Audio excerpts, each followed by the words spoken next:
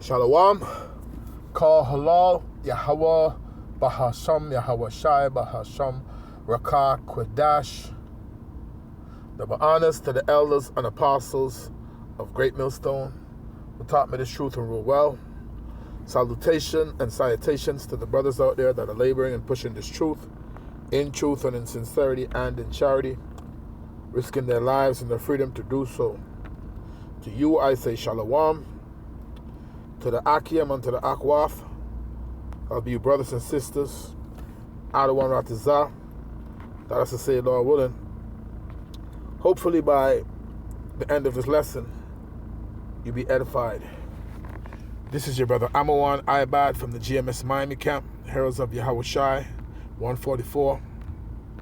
Back again with another lesson through the spirit and power of Yahweh, Bahasham Yahweh Shai, to feed the lambs of Yahweh. Yahweh Shai has commanded. And this lesson is an all organic lesson all through the Spirit. Whatever the Spirit allows, that will I speak upon. So we see where the Spirit takes me. Give me a quick second here. I'm trying to pull something up real quick. So yeah, I was trying to put up the chat GPT, but something went wrong. Let me wait and I'll close it again. Bear with me here. Okay. Yeah, so much going on. So much going on. Don't even know where to start from, man. But we got to stay focused, stay locked in, all right? Because, you know, at the end of the day, we know the will of the Lord is going to be done. We know prophecy is going forth, okay? But we can see the commotion in the earth, on the planet, all right? We see the inflation, all right? We see the madness of the people, the uproars of the people, all right? The scriptures tell you how in the last days there will be uproars among the people. All right? All right. We see these nations being mad because they don't want to be oppressed and have things weaponized against them like sanctions and, you know, tariffs. All right? The scripture speaks about that, how the nations have drunken of a wine and now the nations are mad. We're living in a time now where the nations are mad. Okay? Let me grab that precept real quick and bring that out, because it's the time that we're in right now. All right, these different nations, all right, feel like they're being oppressed in a certain type of way, and they're upset about it, man. Okay, where's that? Jeremiah. I think it's Jeremiah 51:7.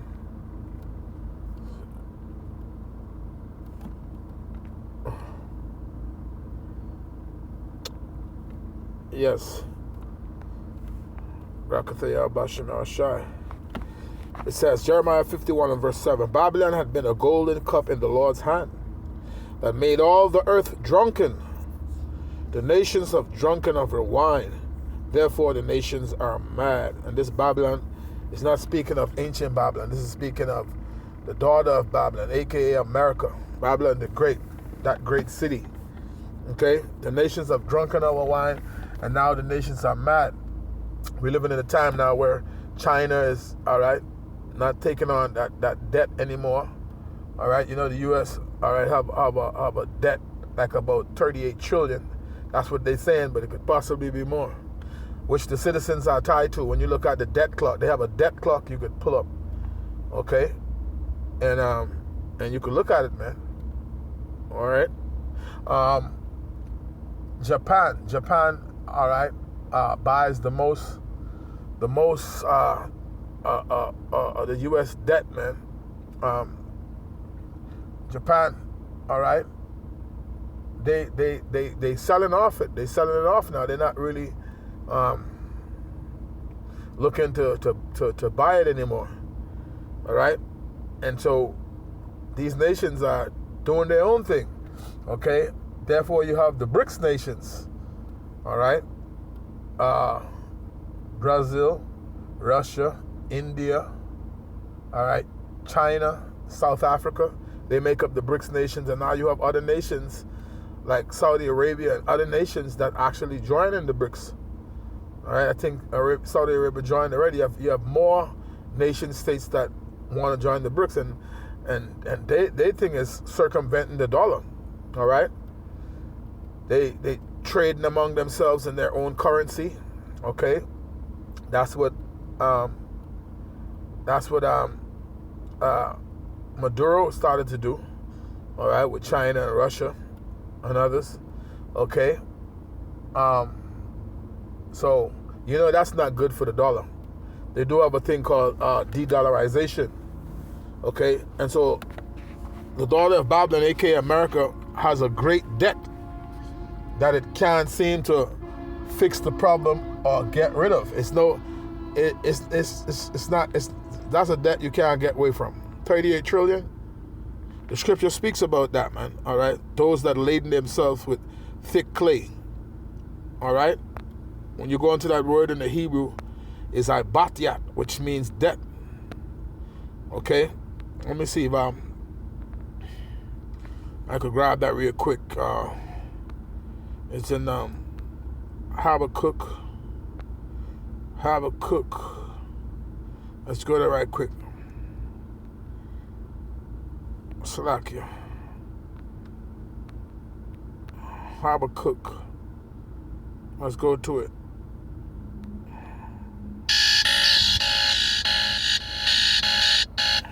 Bear with me.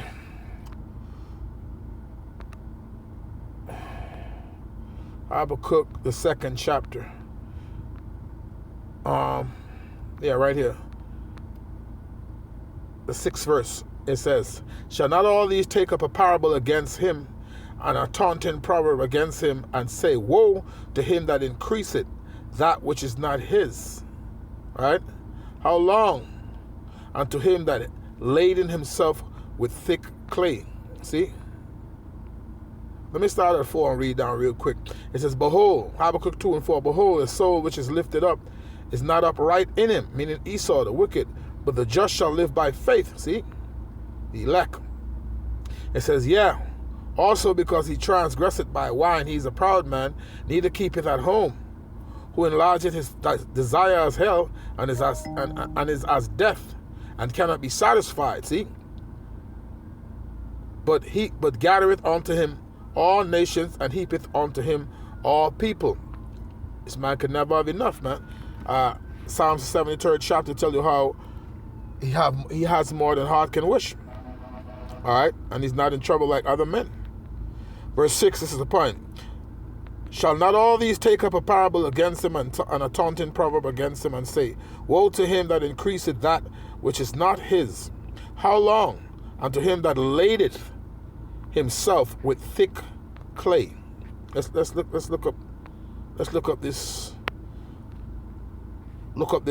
real quick in the blue letter. Okay, let's look this up real quick.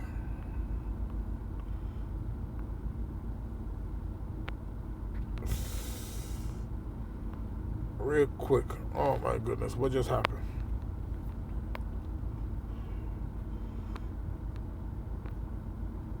Bear with me here.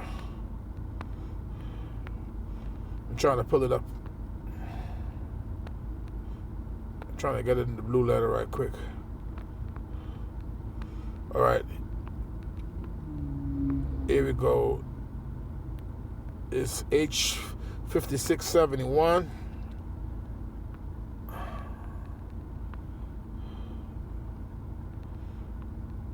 Right. See? Weight of pledges. Heavy debts. Okay? Heavy debts. Weight of pledges. Heavy debts. All right? So that's what that thick clay is going into. right?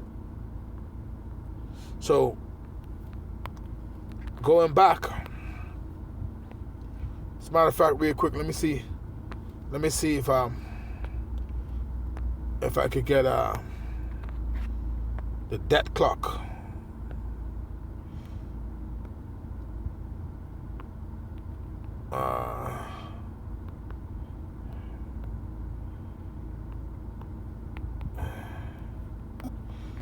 Let's see if I can get that to pull up. Here we go. See?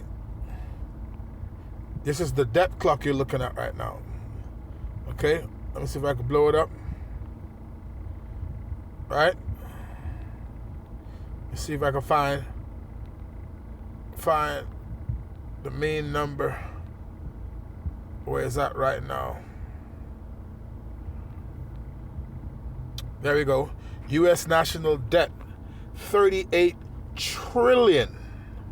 Okay? 38 trillion, 673 billion, 553 million.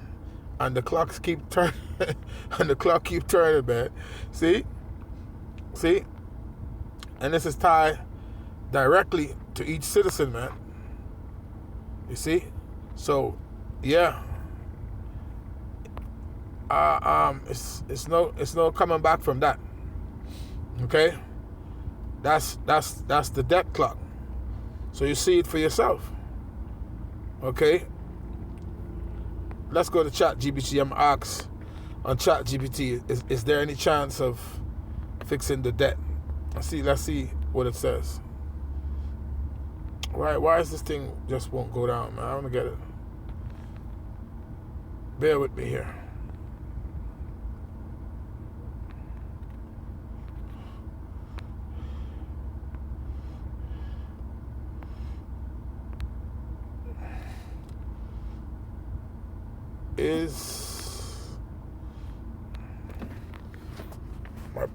My printer is like directly in the way. I don't know why it's just staying here. Usually it would go down when you start to type. What's going on here, man?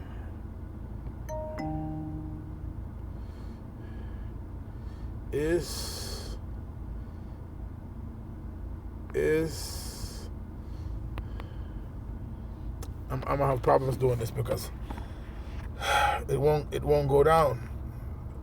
Let me see something. I'm trying to get the type bar. Let me see. Bear with me here. Okay, let me see. Nope, that's not it. I'm trying to type, but I want to turn the phone sideways. Maybe that. All right, let me just do this for a second. Let me just do this for a second, see if this helps.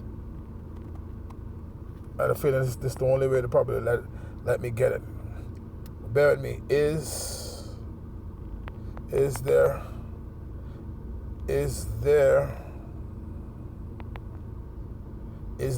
a chance of fixing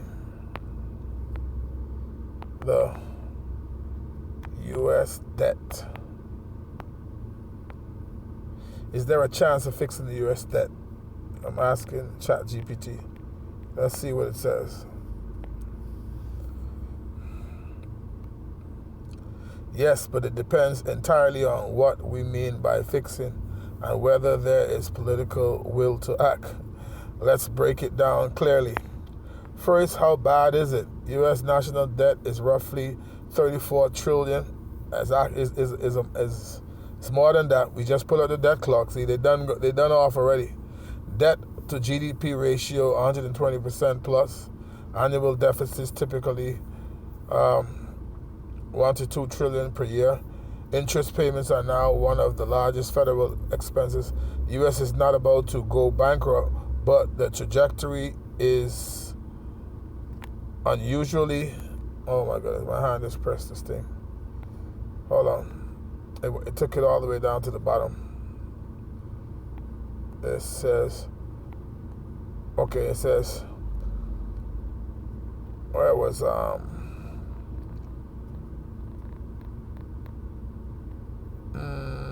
yeah. It says, annually deficits typically 1 to 2 trillion per year. Interest payments are now one of the largest federal expenses. The U.S. is not about to go bankrupt, but the trajectory is unsustainable long term if nothing changes. And ain't nothing is going to change, because the scriptures already say Babylon is not going to be healed.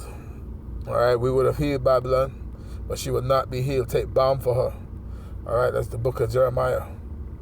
All right, so this is going on with a bunch of things, but because remember, more and more is being added to the debt as the day go by, as time go by, and they just doing quantitative easing and all this different kind of stuff.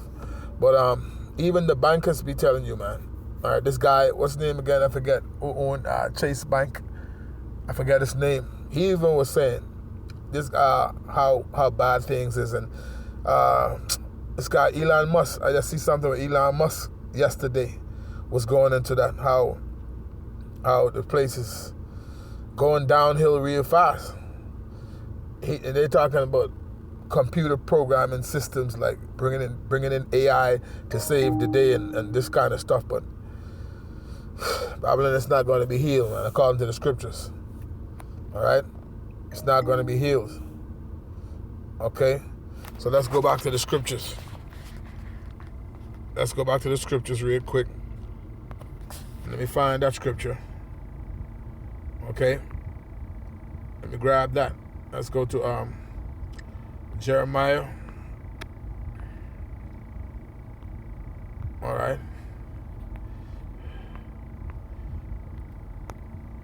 Okay. Let me pull it up real quick. All right. Jeremiah 51 and verse 8. Jeremiah 51 and verse 8. Babylon is suddenly fallen and destroyed. Howl for her, take balm for her pain. If so be she might be healed. We would have healed Babylon, but she is not healed.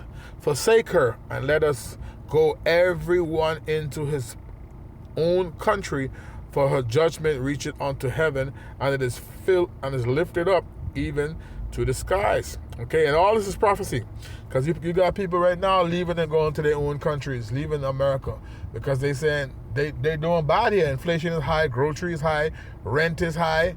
All right, the housing market is through the roof. Okay, people saying the American dream is not the American dream to them. All right, attaining home ownership right now is crazy. All right, so people are starting to go back to their home countries, man, which is prophecy. Okay, there ain't no healing in Babylon.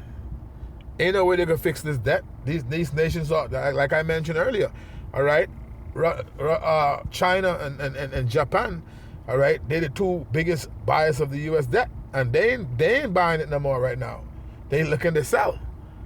Okay, and again, the BRICS nations really trading among themselves in their own currency. They really circumventing and going around the dollar, which is leading to de-dollarization, which means it's going to lead to high inflation in times to come.